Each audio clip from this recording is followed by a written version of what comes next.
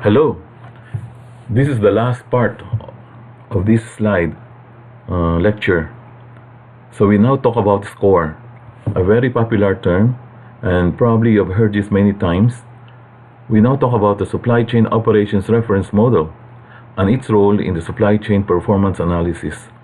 When you say performance analysis, this is equivalent to saying, or tantamount to saying, that you would like to measure things.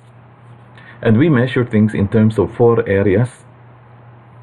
The SCORE model approach advocates a set of supply chain performance measures in 4 areas. Number 1, cycle time metrics, which talks about production cycle time and cost-to-cost cycle.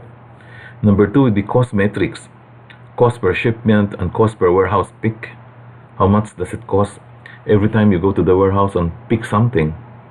And number 3, you talk also about service and quality metrics, how well you are able to satisfy the customer on-time shipments, and whether the product is defective upon delivery, or maybe there is mishandling. And finally, you have how well you make use of the assets like inventory, trucks, warehouses, the efficiency with which you use them. This is a general view of the SCORE. So you have the suppliers on one side and the customers on the other side, and these are the 4 basic activity. You have a planning, source, make, deliver. This SCORE version 5. Right now, SCORE is on version 12. They have added 2. There is the return from the customer, return from source, return to source, return from delivery. So RD and RS here. So that's 1, 2, 3, 4, 5, 6, and then the 7th one would be the enabling authorization. All right, so authorization, direction, and the like. We'll go through more discussion on that later. And you see here, the SCORE measures level 2 and level 3. There are 3 levels, but here level 1 would be the planning, like this, plan, source. Level 2 would be this. Level 3 would be this. In level 2, we have a planning cost, financing cost, inventory day supply. All right. And as you go deeper, this will now enable you to identify why is it so expensive, so planning cost, for example, or how come the source cycle time is so long. Then you now have here the number of suppliers. Maybe you have a lot of suppliers. The more suppliers you have, the longer it will take. That's why there's a need sometimes to identify key suppliers to lessen the time of choosing which suppliers to buy from. And why the source cycle time is too long? Maybe the geography, purchase material by geography. You're buying it from Jeddah, from Riyadh, from Dammam. Why don't you just buy everything from Jeddah? So it is enabling you to diagnose. Level 3. And level 3 on why is the sourcing so long? Then maybe the payment period, maybe the supplier delivery performance, or maybe the percent of items purchased, all right, are not good. So on this basis, this will enable you to diagnose what the problem is. And quite often, it could be due to complexity, how you configure it, and what is the practice. Maybe the practice, the payment period is, say for payment period, 3 months. But you want it in a week. This is the practice, 3 months. And you want it 1 week. So you are going against the logic of the industry. So it's up to you. You want to stay or you want to go away from the industry. Because you cannot change this industry practice unless you are very big.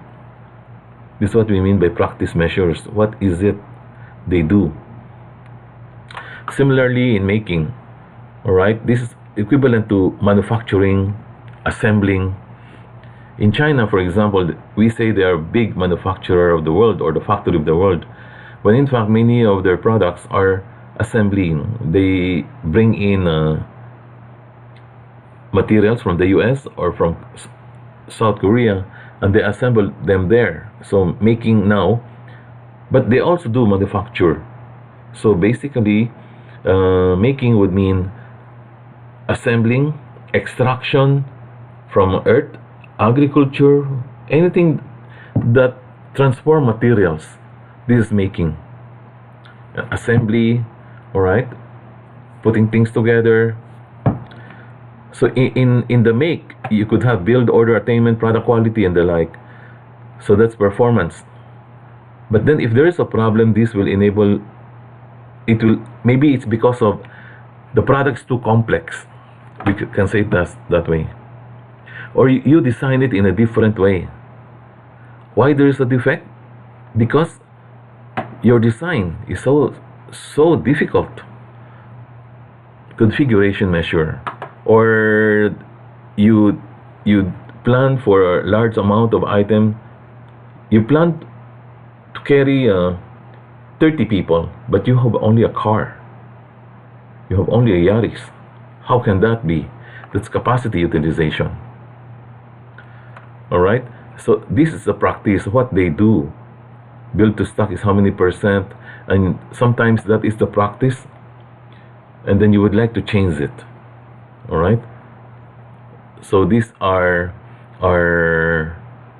the reason why you have this performance: the practice, the configuration or the design, and how complex it is. So we say, how do you lessen the problem? Make it simpler. Make it simpler, meaning make it straightforward. And improve on it. Try to negotiate with those who are working on it to improve. All right. Sometimes you can change this word with tradition, what it used to be yesterday, or what my father told me, the practice measure. So let's now go to deliver, fill rates, order management costs, order fulfillment times, lead time, line item return. So these are performance. If there is a problem, check this. Practice measures, configuration measures, and complexity measures. All right. So that's level 2 and level 3. These are expansion of this. The model has been able to successfully describe and provide a basis for supply chain improvement for global projects as well as site-specific projects. SCORE spans all customer interactions. I want to remind you of this. All customer interactions from order entry to paid invoice, all physical material transactions, supplier to customer, including equipment, supplies, spare parts, bulk product, and software, and all market interactions from the understanding of aggregate demand to the fulfillment of its order. And just to add a little bit on this, I'd like to show you this, because in the way we talk about SCORE, you see here,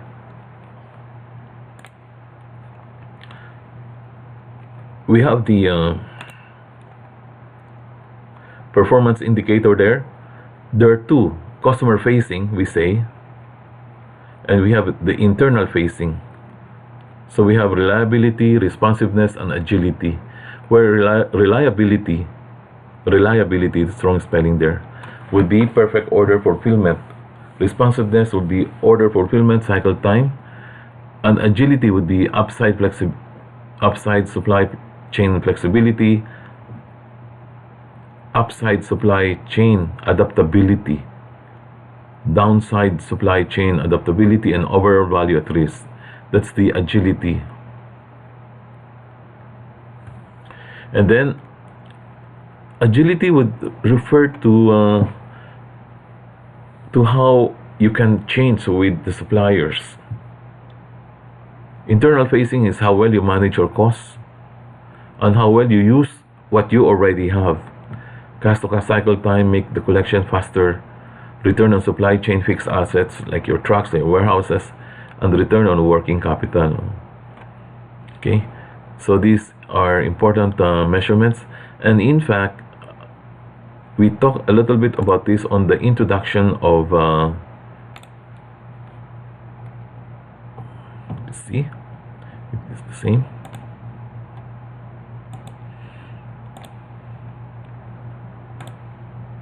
Cycle time, cost matrix, service quality, asset matrix.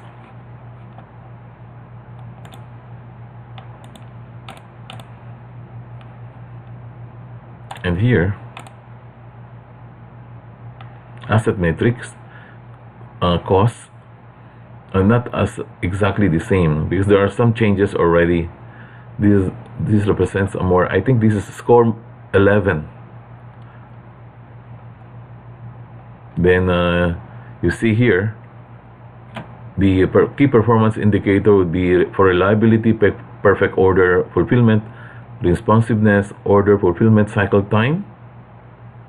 Agility would be this. Yeah. And cost with the supply chain management cost, how much does it cost to do things? And assets would be cash to cash cycle time, return on supply chain fixed assets, and return on capital. Operational definition would be cost of overall supply chain management.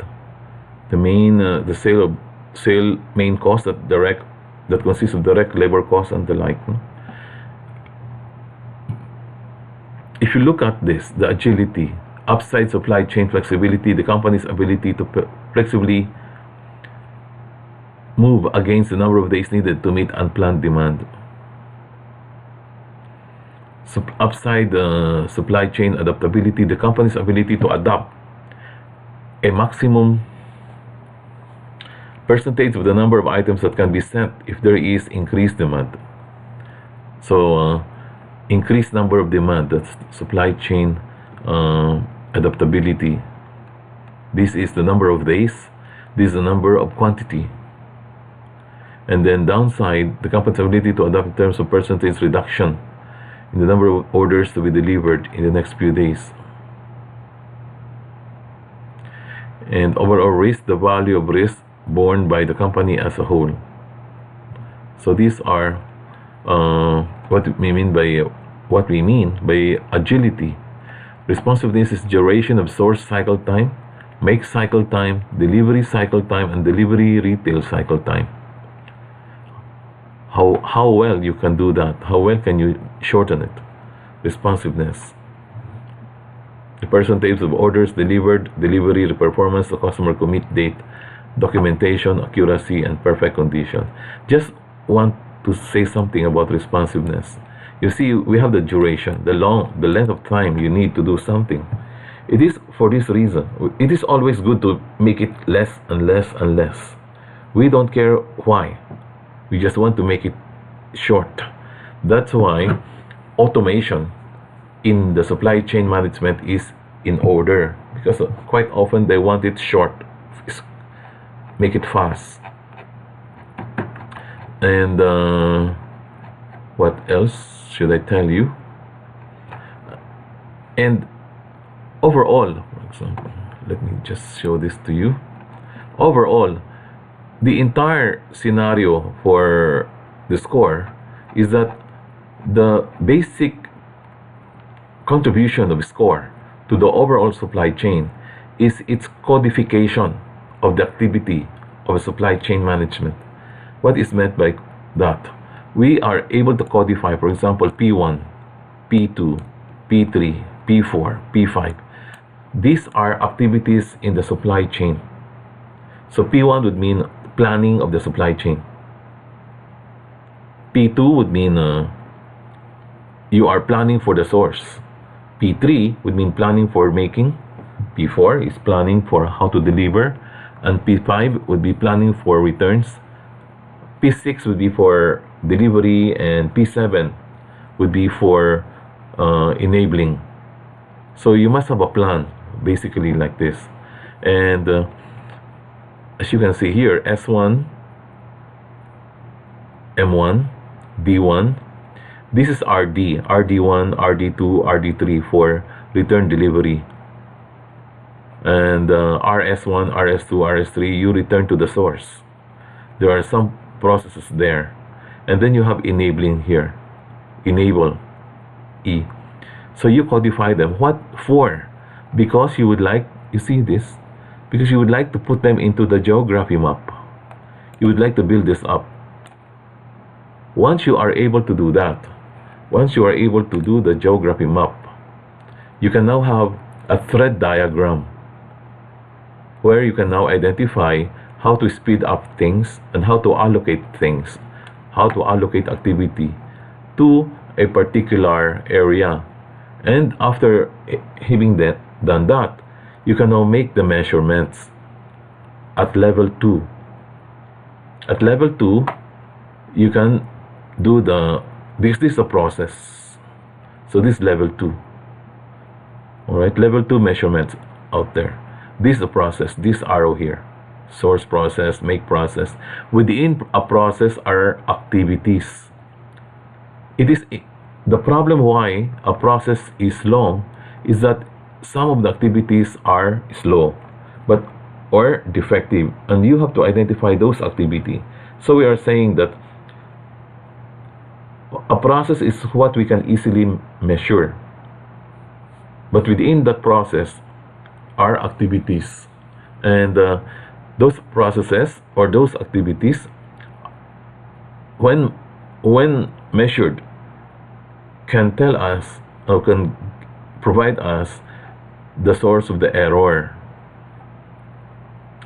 So again, we always want to measure what we call internal facing attributes, supply chain asset management, and the cost, and customer facing attributes like the flexibility, the ability or the agility of supply chain responding to marketplace changes to gain or maintain competitive advantage. So supply chain flexibility.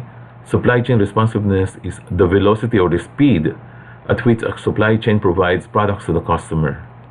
Responsiveness, flexibility, and finally, correct reliability. These three factors. Performance of supply chain in delivering the correct product, the correct place, correct time. This is the right. Remember? Quantity in the correct documentation to correct customer. Do we have 7 here? 1, 2, 3, 4, 5, 6, 7, 8. Oh yeah, it could be 8, could be 7, but these are all the reliability measurements. Reliability, responsiveness, and flexibility. And we have the cost and asset utilization.